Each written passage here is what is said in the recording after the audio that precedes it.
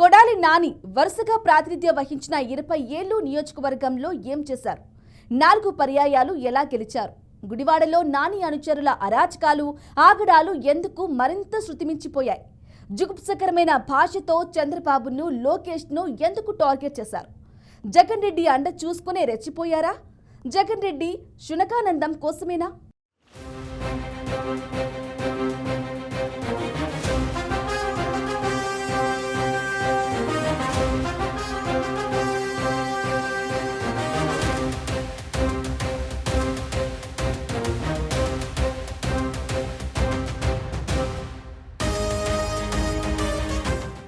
వైఎస్ఆర్సీపీలో చేరిన తరువాత 2 పర్యాయాలు కొడాలి నాని ఆ పార్టీ నుంచి గెలిచారు. అయితే 2019 ఎన్నికల్లో వైఎస్ఆర్సీపీ విజయం సాధించి అధికారంలోకి రావడంతో కొడాలి ఇష్టారీతిన రెచ్చిపోయారు. క్యాసినో, జూదం, బెట్టింగ్ల నిర్వహణతో దేశవ్యాప్తంగా గుడివాడకు చెడ్డ పేరు తెచ్చారనే ఆరోపణలు వెల్లువెత్తాయి. సంక్రాంతి లాంటి పండగ వస్తే చాలు విచ్చలవిడి జూదం నిర్వహణతో ప్రజల డబ్బు కొల్లగొట్టడంలో దిట్ట అనే పేరు సంపాదించుకున్నారు. ఎందరో మధ్యతరగతి జీవుల జీవితాలను చిన్నాభిన్నం చేయటంతో పాటు ధనికులను రోడ్డుపాలు చేశారనే విమర్శలు లేకపోలేదు. కొడాలి నాని అండతో ఆయన అనుచరులు పేకాటలు, గూండాటలు యథేచ్ఛగా కొనసాగించారు. మంత్రిగా పనిచేసిన కొడాలి నేతృత్వంలోనే జూద గృహాల నిర్వహణను ఆయన అనుచరులు నడిపించేవారు.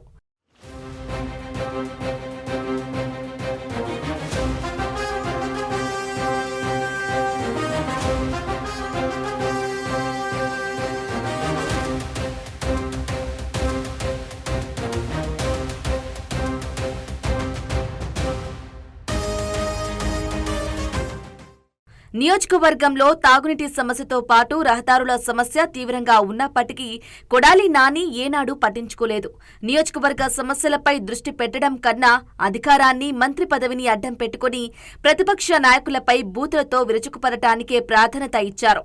నియోజకవర్గంలోని నందివాడ, గుడ్లవల్లేరు, గుడివాడ రూరల్, గుడివాడ పట్టణ రహదారులు తీవ్ర అధ్వాన స్థితిలోకి చేరుకున్నాయి.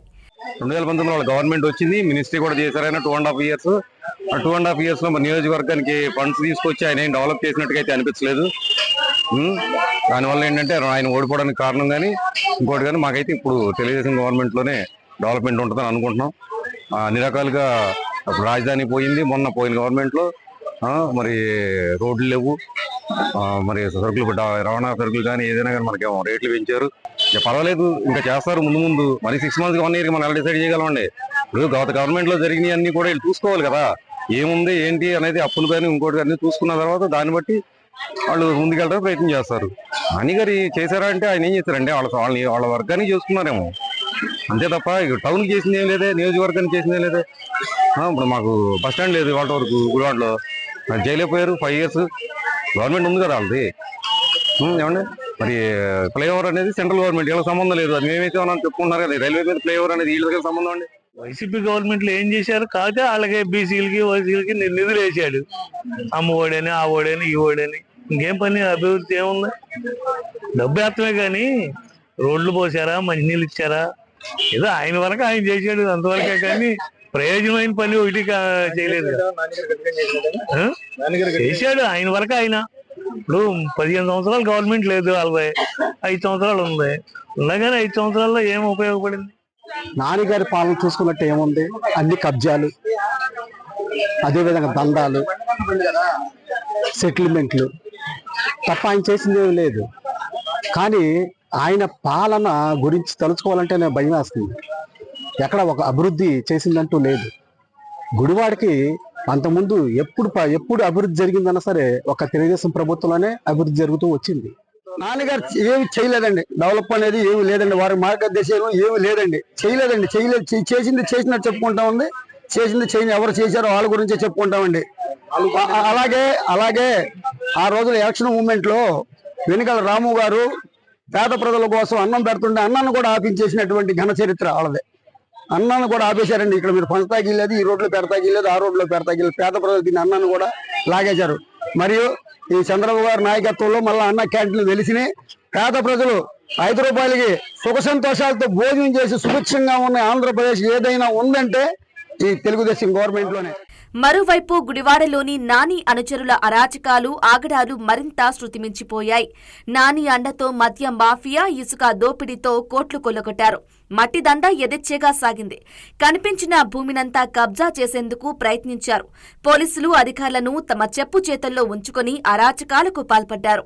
తెలుగుదేశం ప్రభుత్వ హయాంలో నిర్మించిన టిడ్కో ఇల్లు 90% పూర్తయినా మిగిలిన 10% నామమాత్రపు పనులు కూడా పూర్తి చేయలేదు.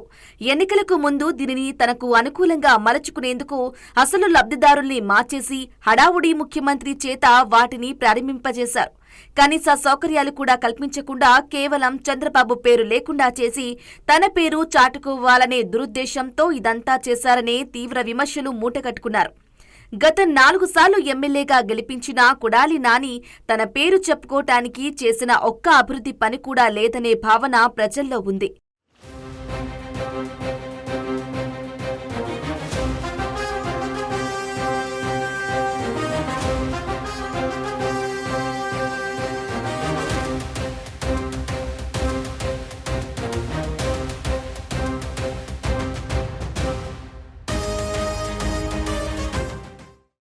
కొడాలి నాని వరుసగా ప్రాతినిధ్యం వహించిన 20 ఏళ్లు నియోజకవర్గ ప్రజలకు చేసింది ఏమీ లేదని స్థానిక ప్రజలు తీవ్ర ఆగ్రహం వ్యక్తం చేస్తున్నారు.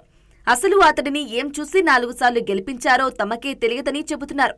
అవినీతి అక్రమాలతో సంపాదించిన డబ్బుతో ఎన్నికల రోజు ఓటర్లను ప్రభావితం చేసి గెలిపించారనేది నియోజకవర్గ ప్రజలు చెబుతున్నారు. గుడివాడలో నాని అనుచరుల అరాచకాలు ఆగడాలు ఎందుకు మరింత శృతిమించిపోయాయని తీవ్ర ఆవేదన వ్యక్తం చేస్తున్నారు.